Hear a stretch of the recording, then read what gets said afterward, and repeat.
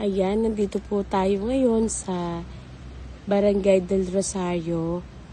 Malapit po to sa San Juan, Batangas kasi boundary po siya.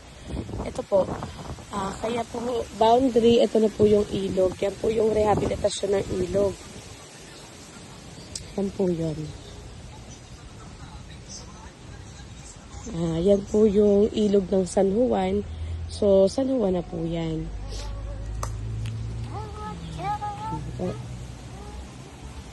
Ito po yung property natin. Pakaganda po niyan. Flat land po siya. At ang maganda po, 8 meters po pala ang kalsada nito. Hindi po to normal na 5 o 6. 8 meters po yan. Ayan po. Ada pa.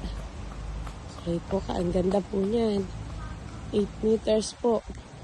Tulad po niyan, ang sukat po kasi nito is 3 hectares. Pero ang kagandahan po nito, nung nabili po yan ng may-ari, pinatitle niya po yan ng naka-individual title po.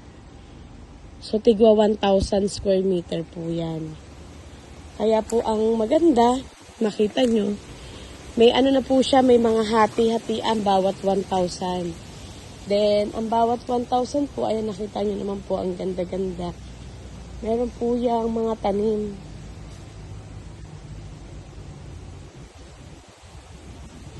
Yan po yung pinakakalsada niya. Sa loob po ito ng farm. Pero ang maganda po, private ano naman po siya, private na daan kasi sa loob po ito ng farm.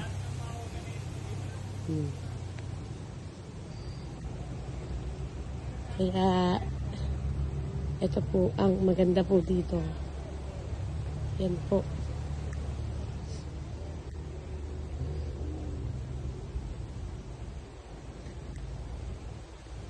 Yan. Ayan, tulad po nito. 1,000. Meron po siyang dalawa. Dalawa pong mahogany. Tayo po maglalakad muna ulit pabalik para makita po yung lote.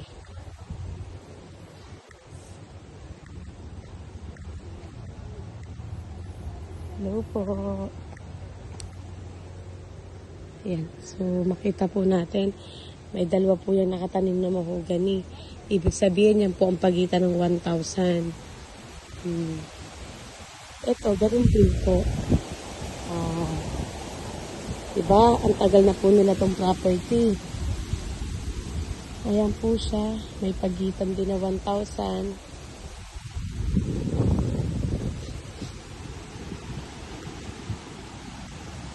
Ang ganda po ng property natin. Ito po ay 1,000 square meter po yung pagkakaano po nila. Naka-individual title po ito.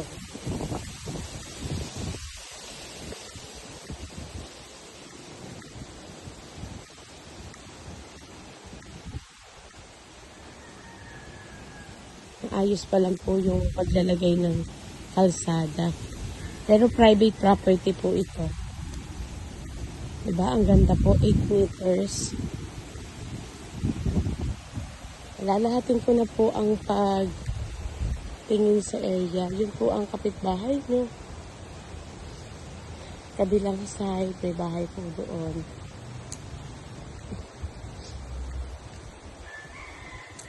Ayan.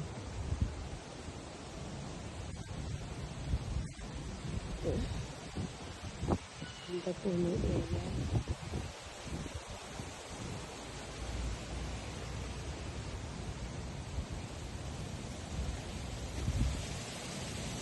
Ang ganda po.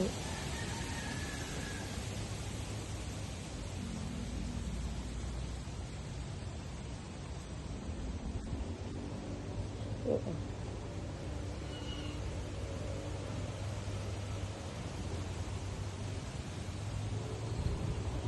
Ito yung mga kabi-kabila po.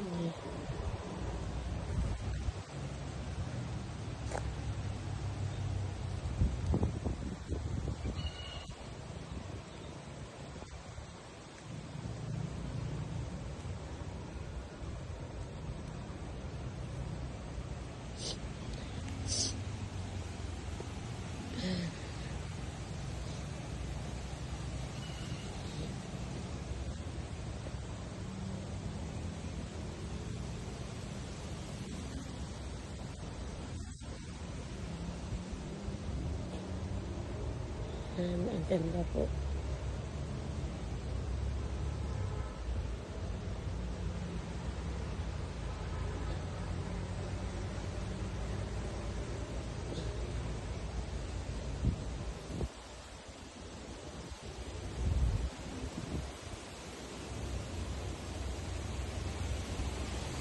Diba yan po ang 1,000.